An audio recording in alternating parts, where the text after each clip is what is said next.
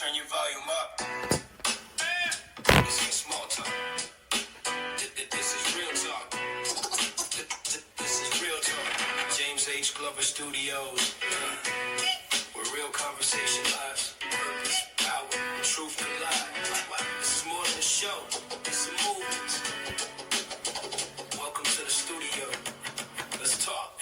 You might need some real talk on a Monday with James and Hannah.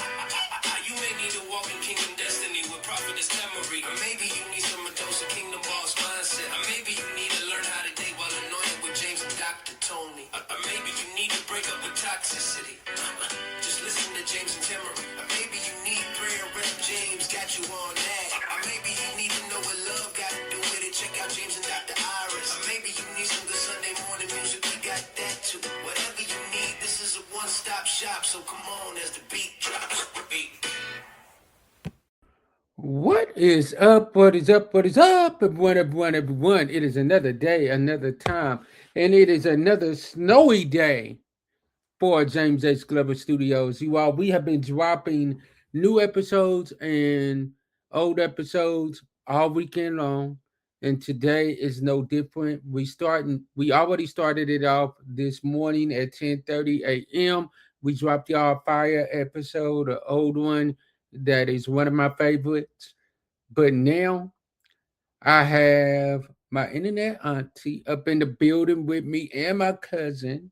I'm talking about Dr. Maeva Clark and Chris Clark Jr. You all, look, you all, Dr. Maeva has been on James H. Glover Studios more times than I could count. Chris, we've tried to get him on a couple of times and things just haven't worked out, but we got them both today and they are going to talk to us about their business. And I'm excited about having this conversation, y'all.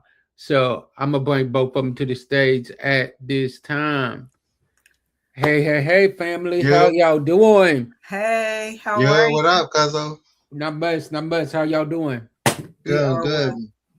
Yeah. Y'all enjoying this snow? That's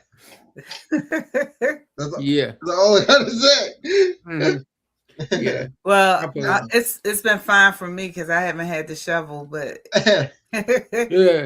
I heard my cousin earlier. He's like, "Yeah, I ain't liking it. Nah.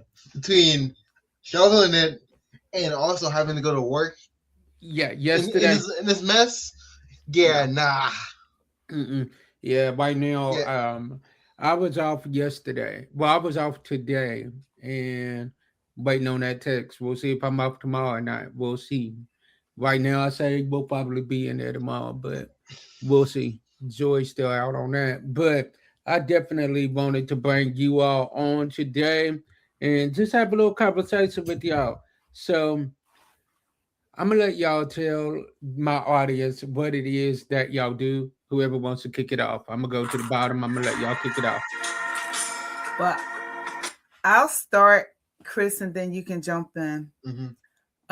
Hi, my name is Dr. Maeva Clark, and I am your parent empowerment child safety advocate.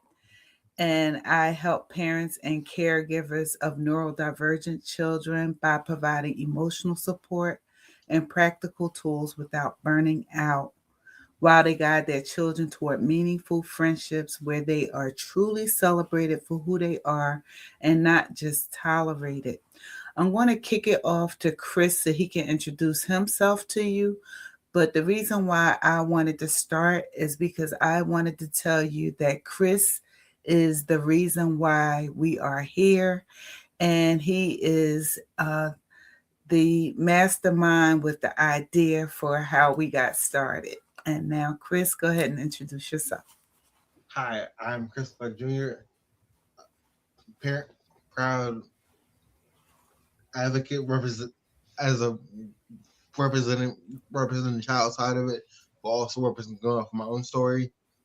And I'm the proud co-founder of Keystone Center for Collaborative Advancement for Social Emotional Needs, and we'll get into the backstory in a little bit. I think they are ready for us. I think James wanted us to introduce Kaysen. As Chris said, Collaborative Advancement for Social and Emotional Needs. Why don't you tell them how casing became a thing and how we actually got started? How did you come up with that idea? Yeah. It started from a conversation I had with Dad during my freshman year in college, like in the spring. One day we were just talking. He's like, "What do you wish you had run up that could have with kids today?" And I he gave me a couple of days to think about it. And when I thought about it, I said it'd be great. That was apart from that, it was like almost like a precursor to social media. And also, then after that, I brought the idea to you. And then the case in point of existence is because of my own struggles online, and I was fortunate to have my dad and his friends kind of guide me along the way. And it's also my way of paying of thanking them, but also paying it forward in this generation, because not not not all kids have like a support base like I had. So the hope is Kingston is that base, and also it helps. Hopefully, it helps them to like eliminate the pitfalls that my parents and I went through, and just make the social media in the world a better place. Yes. So, James, I guess you can get ready to come up, but basically, when Chris came to me and asked me if I would help him create this platform that will help keep kids safe online, I immediately said yes, not knowing what I was doing, not knowing where I was going with it. But the fact that my son asked me for something positive and something where he wanted to reach back and help other children to keep them safe online, I immediately said yes. And then I went in the prayer because I said, God, I need help. I don't know what I'm doing. I don't know what to do with this. All I know is I'm going to help him. And I was directed to go to the internet, and I started researching where the gap was in education, and I came up with social emotional learning. And then I decided to bridge the gap between social emotional learning and the internet safety. So casing is where education meets social media. I like that. I like that. So this can go to either one of you. You already said how it got started, but what made you? What do you feel like right now has been the biggest impact that you all have done since you started casing? You want to go, Chris? I can do this one. I think going. I, I think it's been cool doing like our little stuff on the on like Zoom interviews, but Zoom speaking gigs. But my favorite ones are the in-person ones, and especially one that kind of hit me like a bit ago that I'm just thinking about is we've done a couple of camps, and each time the kids will start not as engaged, and then by the end they're coming up to us together, but also like in the vision, like this meant so much to me, and it's like that's the first time I heard that is the first time I realized like yeah we're on the right track, I like and that. that's kind of like it that sort of stuff, hearing like positives from and and and after having people come up to us once we're done, like what you're doing is a great thing, and it's just cool that like man, but also whenever I've posted stuff about what we're doing online, like the when when like big deal people are like shouting us out or whatever, that's like another example, two different separate examples of why like what made me like we're doing the right thing. Right. I like that. I like that. All right, Auntie. So I get a lot of gratification supporting both the parents and the children. The parents, because a lot of times parents want help and need help, but don't know how to get help. They don't know where to go. They don't know where to reach out. And what a lot of parents are doing are saying, no to the internet, period, no to social media. And they think that that's really helping their children, and it's not, because they're not teaching them, they're not guiding them, and they think that they're not seeing it. But what's happening is these kids are going to school, they're going around their older cousins or friends, and they're still being exposed to the things that the parents think they're not. But now they have younger children guiding them or not guiding them and letting them see things, and it's going to be out of hand, and they're not accessing it the correct way. So I like when we go out and empower the parents with the tools and the knowledge of what's out there and everything, and give them the aha moments like, oh my gosh, I didn't realize it was all of this. As well as, like Chris said, we go to camps and we speak directly to children, and to watch and as he put it, in the summertime, kids don't really want to learn. They want to have fun. So when they think this is just all about learning, and they think it's school based or whatever, and they have their little attitudes when they come in here, by the time we've had a couple sessions or we're talking to them, now they're running to their seats because they can't wait to learn, because they enjoy what we have to offer and the skills. And we're teaching bullying information, how to identify it, what it is, what if they're witnessing it, or if they are in fact the bully, and we're helping to protect them to be safe online. I like that.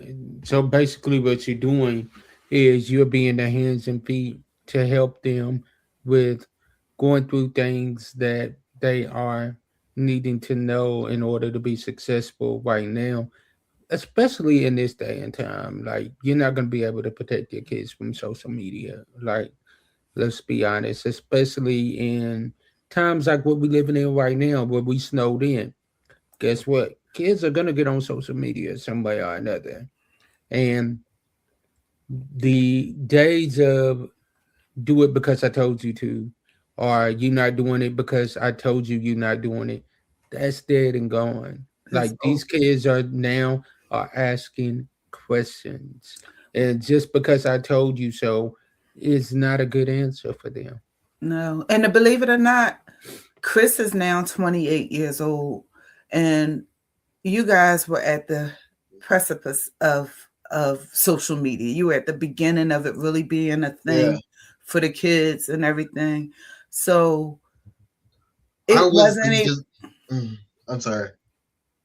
It wasn't even as much out back then as it is now. No, right. And it was still something we had to navigate. And one of the things, like with us, with Chris and Kyra, our daughter, we would tell them not to do certain things or whatever. And there's only so much you can really do as a parent, because you're not with them all the time, and you just hope that they do the right things, and you just hope. And one of the things, and then I'll let you go, Chris, I'm going to tell on you a little bit. When Chris was about 14, we didn't think he was ready for social media. He wanted to get a social media account. We told him no. We didn't think he was ready. We said not yet, right? And Chris decided that he was going to do it anyway. And he went behind our backs that same day, and he opened up an account. And guess who the first person he asked to be his friend was?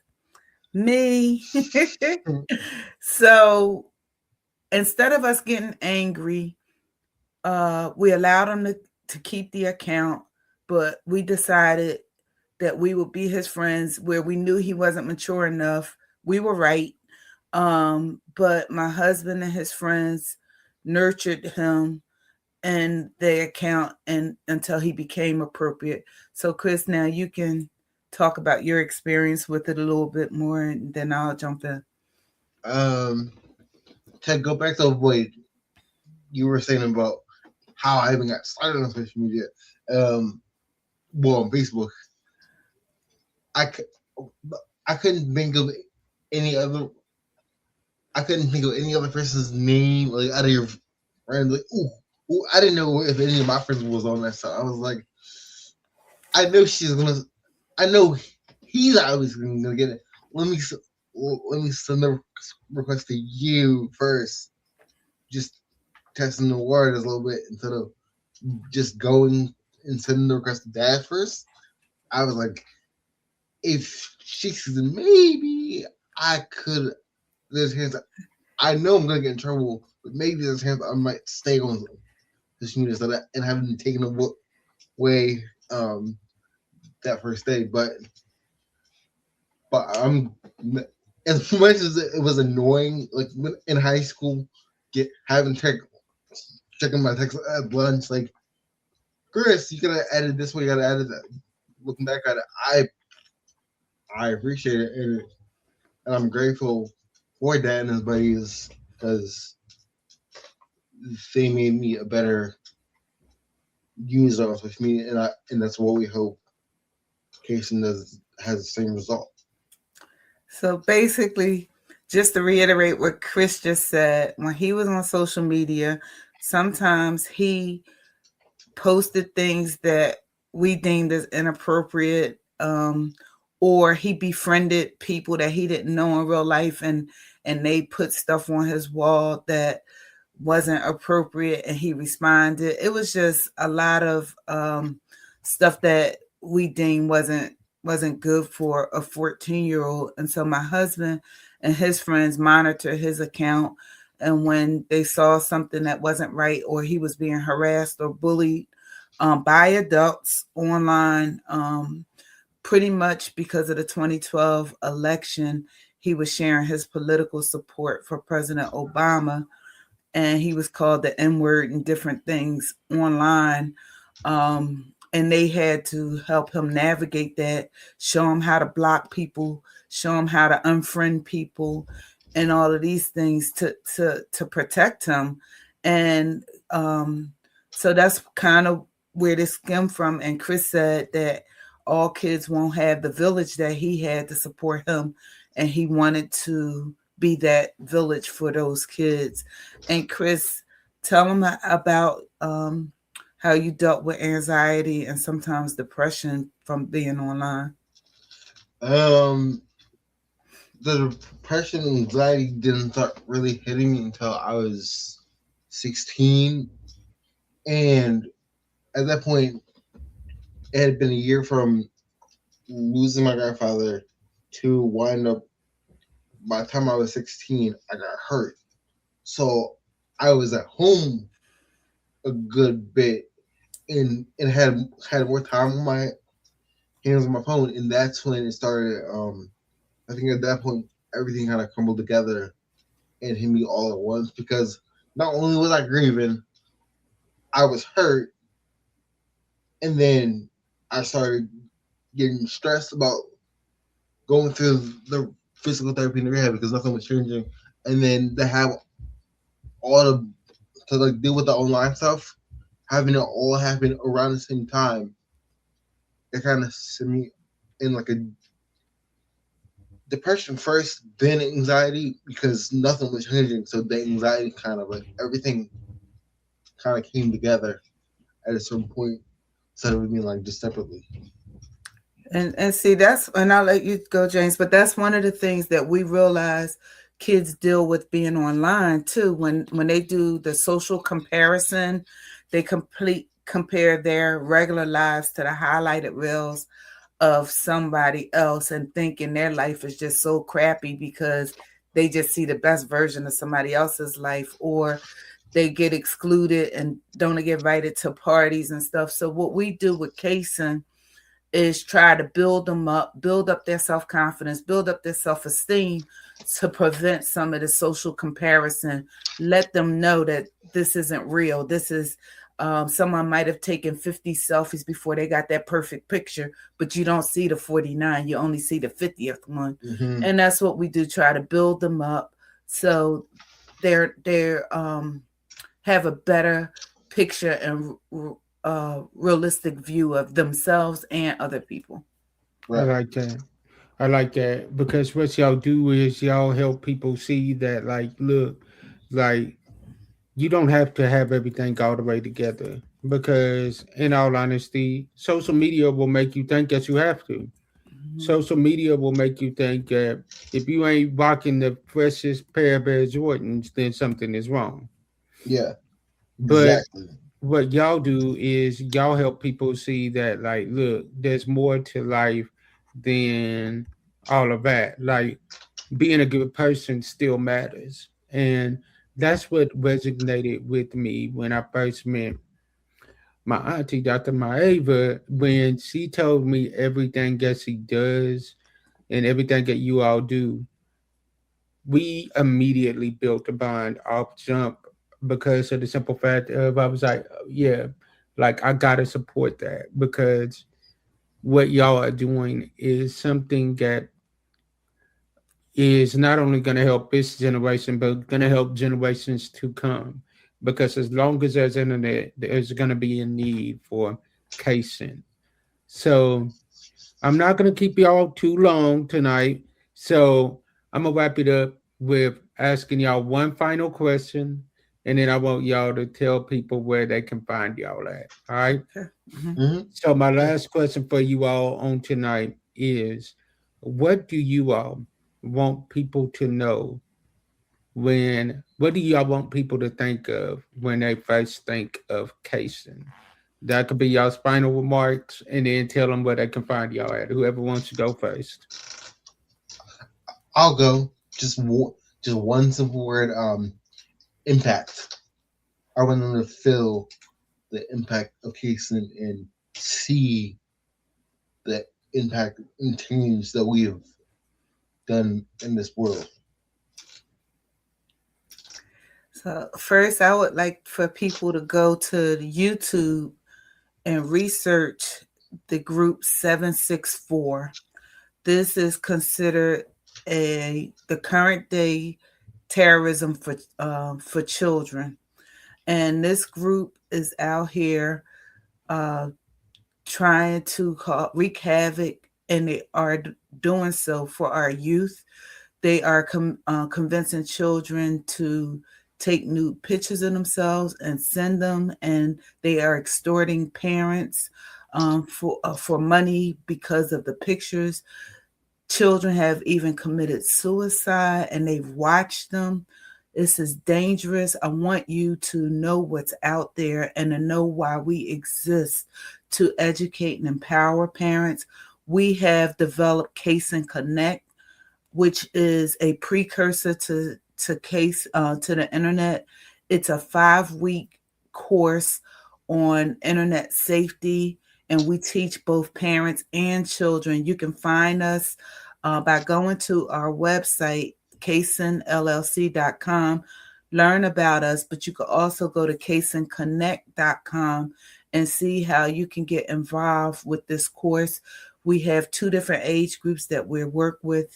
Ages, we started off 9 to 13, but we've been requested to do it for younger children. So we have a platform for children 6 to 8 and another one for 9 to 13, teaching the same information just on different levels.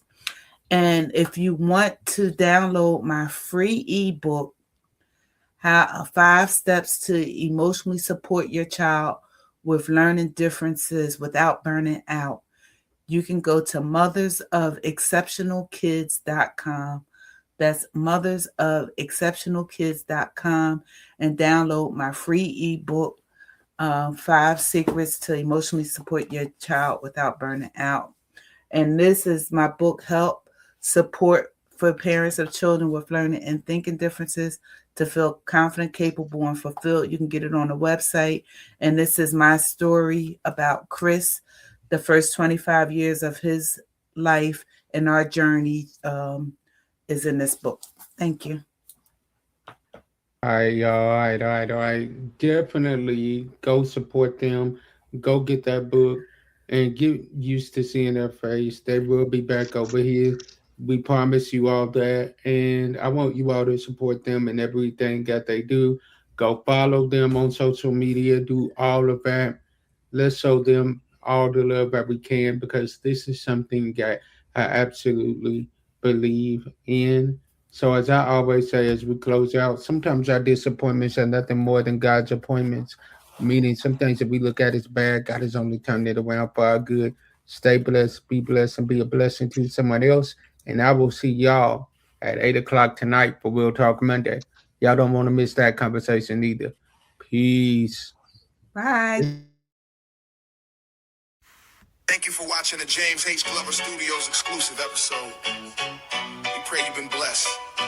Please like, follow, share, and subscribe to all of our stations. Be blessed.